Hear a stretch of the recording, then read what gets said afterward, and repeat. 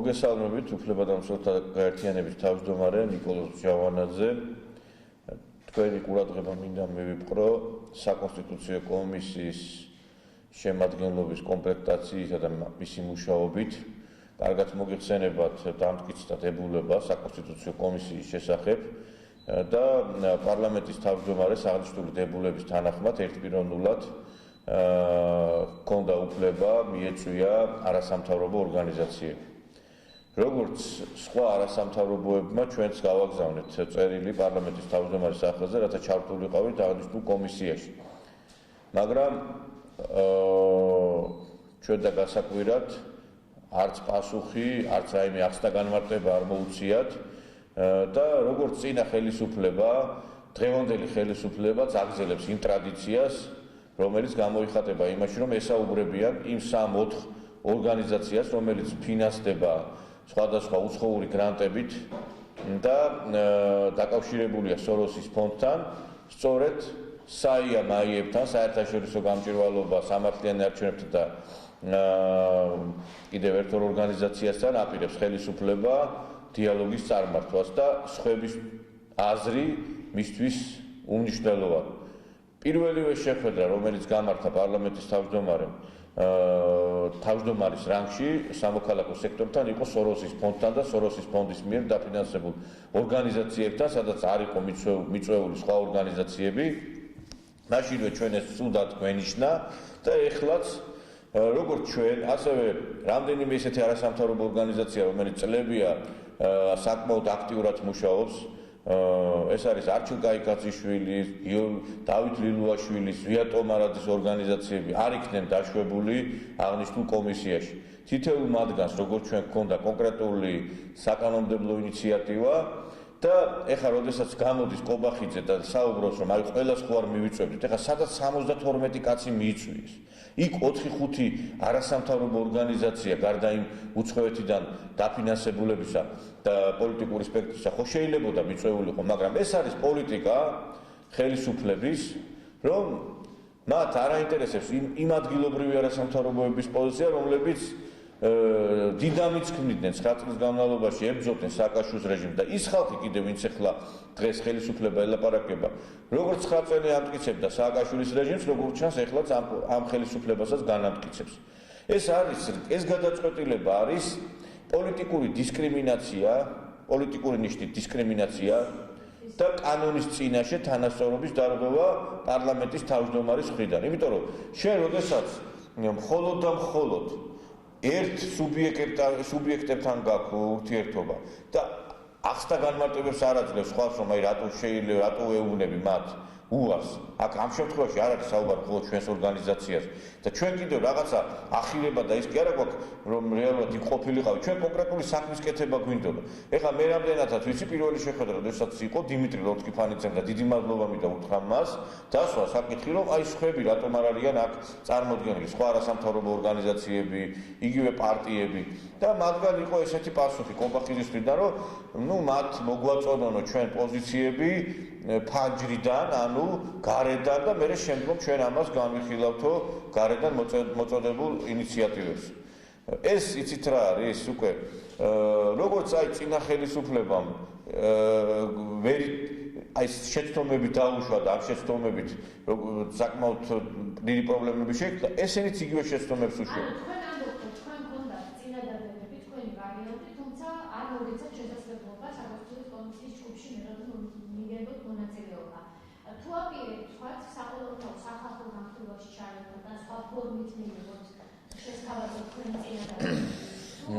ჩვენ ახლა ბრძანებას უნდა გავეცნოთ აი კომისიის დებულების წევრებთან დაკავშირებით. ჩვენ არ არის გამორიცხული, მე წინასწარ ახლა ვერ გეტყვით, მაგრამ გარკვეული სამართლებრივი ანუ ადეკვატური ნაბიჯები გადავდგათ აი ამ კონკრეტულ ქმედებასთან დაკავშირებით. იმიტომ რომ კიდევ ერთხელ ვიმეორებ, ეს არის დისკრიმინაცია პოლიტიკური ნიშნით, როგორც ჩანს ჩვენი გარკვეული აქტიურობა, ისევე აი ამ ორგანიზაციების და ის საკონსტიტუციო ინიციატივები, რომელსაც ჩვენ ვაჟღერებდით, იგივე მიწასთან, იგივე სხვა პროცესთან, არ მოდიოდა ხელისუფლებას თვალში და ამიტომ დაგბლოკეს. ასევე არის კანონის წინაშე თანასწორობის დარღვევა და აქედან გამომდინარე ჩვენ შეიძლება სამართლებრივად გარკვეულწილად ვიდავოთ ამ საკითხთან მიმართებაში, ჯერ ამაზე არა გვაქვს ჩამოყალიბებული პოზიცია, თუმცა თუ კი ჩვენ არ მოგვეცა საშუალება, ის გადაგვჩენია რომ მივაწოდოთ იგივე იმ პრინციპით, ის შევიტანოთ ეს ჩვენი საკონსტიტუციო ცვლილებებთან დაკავშირებით ჩვენი პოზიცია, უბრალოდ ეს იცით რატოა ცუდი, რომ შენ იქ არ ახარ წარმოადგენილი. ანუ შენს გარეშე განიხილავენ შენ წინადადებას და შენ არ გექნება დაასაბუთო იქ, აი რატომ ითხოვ თქვა ამ წინადადებას, ხოლო წერილობით შეგიძლია შეტანა.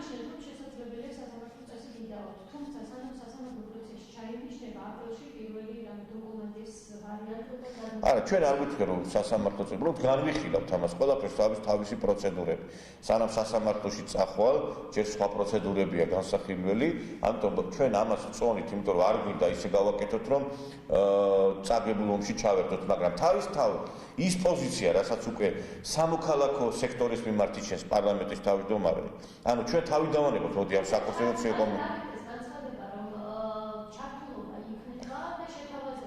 არა, იცით რა, ეს არ არის ჩართულობა, კიდევ ერთხელ გეუბნები, როდესაც ჩვენ შეხვედრას აკეთებს სამოქალაქო სექტორთან და მხოლოდ ამ საიამაიებს და უცხოეთიდან გრანტებით დაფინანსებულ ორგანიზაციებს ეძახი.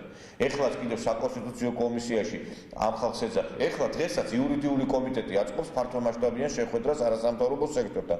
ის ორგანიზაციები, მე როგორც გითხარი, ადგილობრივი ორგანიზაციები, რომლებიც გრანტებით არ არის დაფინანსებული, დიდი უმრავლესობა არ არის მიწვეული ამ სხდომაზე. ანუ დღევანდელმა ხელისუფლებამ აირჩია სრული გზა იქითკენ, რომ ისინი ბლოკავენ ადგილობრივ ორგანიზაციებს, რომლებიც არ გამოხატავენ უცხოური ქვეყნების აი კონკრეტულ პოზიციებს. იმიტომ რომ ჩვენ ხო კარგად ვიცით, რომ ის ორგანიზაციები, რომლებიც არიან დღეს წარმოდგენილი იმ საკონსტიტუციო კომისიაში, ისინი გარკვეული მათ ყოველდღიურ პასუხისგებლობაც აკისრიათ იმ 9 წელზე, იმიტომ რომ ეხლა შენ რომ მილიონიანი დაფინანსე არ არის შორსას უბრალოდ მე არა, ბოდიში ერთი წამი მარტო მოთხოვნაზე აქ არის უბრალოდ ეხა ვინაიდან ჩვენ გვისმენთ და ამიტომაც თქვენი პრეს კლუბი დათმობილი აქ ორი სიტყვით შეიძლება თქვა თუ შენ ეძახი იმ ორგანიზაციებს რომ ძირგამომთხელ საქმიანობას ეწევიანო და ჩვენ მოვისმინეთ ღარიბაშვილის და იგივე ბიძინა ივანიშვილის პოზიცია და ამ ხალხს შენ ეხლა სახელმწიფოს მოწინავე პოზიციებზე ასაქმებ იგივე შენ ეს ხალხი ყავს ჩახუტებული და სხვა არ გინდა ეს რა უნდა დაერქვას ამას ჩვენ იქ სამუშაოდ გვიდოდა მისვლა რამე პოსტებზე კი არ მივდიოდით იმ კომისიაში საკონსტიტუციო კომისიაში ჩვენ გვინდა კონკრეტული ჩვენი რაღაცა გვაქვს რაღაცა მიდგომები კონსტიტუციასთან ხელისუფლების მოწყობასთან დაკავშირებით და აქ ვიდოდა ჩართვა მაგრამ აიმიტომ არ გვიშვებენ რომ დისკომფორტის შექმნელია ჩვენი ყოფნა იმიტომ რომ ისინი კარგად გრძნობენ ამ ორგანიზაციებთან და ეს ორგანიზაციები ეხლა დღესაც თქვენ თუ დააკვირდებით საუბრობენ რაღაცა კოსმეტიკურ ცვლილებებზე რაღაცა გადაცდომებზე მაგრამ იმ პრობლემებზე რაც არის იმაზე ხაზგასმა არ ხდება და ეს არის ცუდი ჩვენი ერთ-ერთი მაგალითად ჩვენი მოთხოვნა იყო რომ და ჩვენ ამაზე ვიმუშავებთ და საკმაოდ ესე იგი ფართო მასა ყავს აი ამ ხალხისა რომლებიც აი ამას გვიჭერენ მხარს რომ მიწის გასხვისებასთან დაკავშირებით გვინდოდა რომ 21 და გვინდა კიდევაც ამაზე ვიბრძოლებ 21 მუხში შევიდეს კონსტიტუციის დაცულება რომ საკუთრებაში არ გადავიდეს უცხოელებისა და მოქალაქეობის არ მქონე პირებისა სასოფლო-სამეურნეო დანიშნულების მიწა პარლამენტარების რიცხვიო შემცირდეს რომ 21 წელზე როა დასული მაგალითად პარლამენტარების რიცხვი კვლავაც 25 წლამდე გაიზარდოს. მაგალითად რეფერენდუმთან დაკავშირებით, კანონთან დაკავშირებით ქონა პოზიცია. და კიდევ სხვა არაერთი მიდგომები ქონდა ჩვენ ამასთან მიმართებაში. იგივე მაჟორიტარებთან მიმართებაში. პრეზიდენტის ბოიკოტს რა შეფასებას მისცემთ? თუ ფიქრობთ, რომ უნდა ჩაერთოს მაინც თავი პრეზიდენტი თუ არა მისი წარმომადგენელი? ну იცით რა არის საერთოდ მე ვფიქრობ რომ პრეზიდენტთან დაკავშირებით ცოტა სხვა სიტუაცია იქ ახლა იმიტომ რომ მე ვფიქრობ კარგი იქნებოდა რომ ჩართულიყო ახლა მაგრამ ну ესეთი გადაწყვეტილება იქნა მიღებული მის მიერ იმიტომ რომ ეთყობა გზნობს ის ადამიანი რომ აი ამ საკონსტიტუციო კომისიით არ უნდა თვითონვე გამოიჭრას ყელით და თავისივე პოლიტიკურ ხარაკიში ან მიიღოს მონაწილეობა იმიტომ რომ ახლა კარგად მოგეხსენებათ ერთ-ერთი რასაც მიიღებს ეს საკონსტიტუციო კომისია გადაწყვეტილებას არის ის რომ პრეზიდენტის პოსტი უნდა იყოს არჩევით. ანუ ეს არ ეთანხმება რა თქმა უნდა მაზგულაშვილი არ უნდა ამ პროცესებში ჩართვა. მაგრამ ნუ ეხლა ხო არ მოხდება ეს საომროდ იქნება ის დაამთავრებს თავის ვადას, მაგრამ ნუ როგორც ჩანს ეს არის თითქოს პრობლემა. მაგრამ მე კიდევ ერთხელ მინდა დავუბრუნდე აი ამას, რასაც საუბრობდი, რომ არასამთავრობო სექტორის მიმართ ასეთი პოზიციით სააკაშვილმა ძალიან ცუდად დაამთავრა და დაამთავრებს ეს ხელისუფლებას. კობახიძე, რომელიც არის სოროსის კადრი, და მხოლოდ სოროსის ფონდთან აქვს ურთიერთობა და სოროსის ფონდის მიერ დაფინანსებულ ორგანიზაციებთან, ესე ის შორს ვერ გაფრინდება. და კიდევ ერთხელ ვიმეორებ, ჩვენ ამას ესე არ დავტოვებთ. თუ გონიათ მათ რომ დაბლოკავენ და რეალურად აი ხა მედიითაც ხდება გარკვეული დაბლოკვა იმ ორგანიზაციებისა, რომლებიც აი ამ და სოროსის მიერ დაფინანსებულ ორგანიზაციებში არ შედის, ესეც დემოკრატიის დაბალ ხარისხზე მიუთითებს ქვეყნის. როგორ შეიძლება აქ ახლა აი გამოდის ადამიანი და საუბრობს ყველა სხვა აქ ახლა ვიღაცას გონია რომ ახლა 1000-მდე ორგანიზაცია ითხოვდა კიდე რაღაცას ან კომისიებში ჩართვას, ან სადღაც შეხვედრებში მონა 4-5 ორგანიზაცია მეტი კი არა. ანუ გამოდის რომ 4-5 ორგანიზაცია იბლოკება, იმიტომ რომ მათ არ მოსწონთ ამ ორგანიზაციების აქტივობა. და ჩვენ ვინაიდან არ ვასრულებთ უცხო ქვეყნის დავალებებს და რუსეთი არ არის მარტო გარკვეული ინტერესის მატარებელი დღევანდელ ქვეყანაში, არის სხვა ქვეყნებიც და ჩვენ არ ვართ აი ამ ქვეყნების გამტარებლები, ამიტომაც გარკვეულ იზოლაციაში ვიმყოფებით. თუმცა ჩვენ კიდევ ერთხელ ვიმეორებთ, ვიბრძოლებთ მაინც ჩვენი რაღაცა ეს მიზნებისთვის, მაგრამ ეს საკონსტიტუციო ინიციატივები, რომლებიც ჩვენ გვაქვს, ეს იქნება ძალიან უფრო რთული აი მის მიღწევა, იმიტომ რომ ჩვენ არ ვიქნებით იქ წარმოგდგენილ. მე იქაც კიდე 4 თემატური ჯგუფი იქნებაო და ეხლა წარმოიდგინეთ თქვენ თემატური ჯგუფებიც არასწორად გადანაწილდა, იმიტომ რომ ეხლა ადამიანი თუ არის თქვა რომელიღაცა სუბიექტი პარტიიდან ან რაღაცა ჯგუფიდან, ხო? ერთ იმაში რო იქნება რაღაცა ჯგუფში, მეორეში ესე იგი არ აქვს მონაწილეობის ну ეს არის არ არის გადაწყვეტილი კიდე ამაზე კონსტიტუცია არ არის მიწვეული. ეს რომ პოზიცია იყო რომ დაფრთხებოლებაო, მაგრამ ამაზე არ არის მიღებული გადაწყვეტილება. მე მოვისმინე იქ მყოფი ადამიანების პოზიცია, ვინც ესწრებოდნენ და უბრალოდ ეს უთხრეს რომ ესე ვქნათო, მაგრამ ამაზე არ არის ჯერ გადაწყვეტილება მიღებული. მე კიდე ფართო სპექტრი არის ექსპერტების მოწვეული აქ იმაში, რა ქვია, საკონსტიტუციო კომისიის. და მოკლედ მე რა მინდა თქვა, მე არ ვშერავს ამ საკონსტიტუციო კომისიის და მე ვფიქრობ რომ ეს საკონსტიტუციო კომისია არ დაგებს იმ პროდუქტს რომელიც და იმ შედეგს რომელსაც ჩვენ ველით და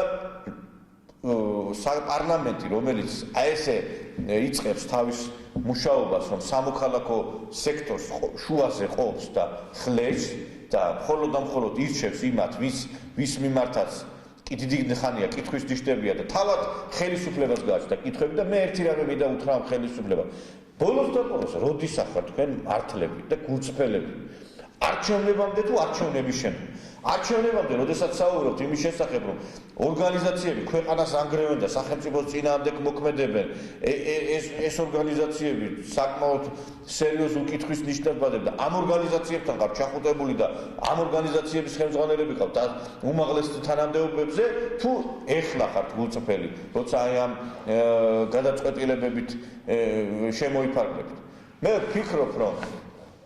ვფიქრობ რომ დღევანდელი ხელისუფლება საკმაოდ დიდ პრობლემებს შეიქმნის აი ესეთი სუბიექტური, მიკერძოებული დამოკიდებულებებით სამოქალაქო სექტორთან მიმართებაში. ეს არ არის რაღაცა განაწყენებული ადამიანის პოზიცია, რომ აი რაღაცა კიდევ ერთხელ რომ უამრავი ორგანიზაცია დგას, კიდე 4-5 არის და კიდე მეტიც, მაგრამ 4-5-ზე არის საუბარი, რომლებსაც საკონსტიტუციო წინადადები ქონა.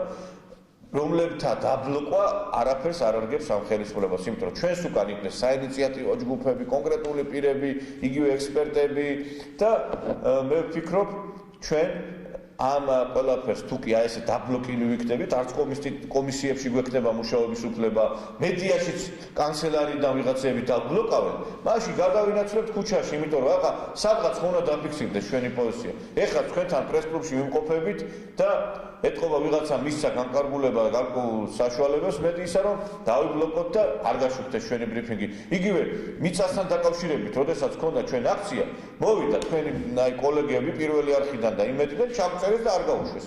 ეს არ არის დამოკიდებულება რაღაცა მოვლენებისადმი, ჯანსაღი დამოკიდებულება და ამით პირველ რიგში ხელისუფლება დაზარალდება, იმიტომ რომ თუ დემოკრატიაზე ვსაუბრობ, დემოკრატია არის, როდესაც ჩვენ უსმენ ყველას და ყველას ასითვალისწინებ და არა იმ ორგანიზაციების, რომლებსაც არც მაშინ მოუტანიათ ქვეყნისთვის კარგი, იმიტომ რომ მილიონებს იღებდნენ, რომ ხმა მოეყოთ და ჩუმად იყვნენ და არც ეხლა მოვიტანს, იმიტომ რომ როგორც ჩანს, მოხდა გარკვეული გარიგება და ამ გარიგების შესახებ საომაროდ ვისაუბრებ.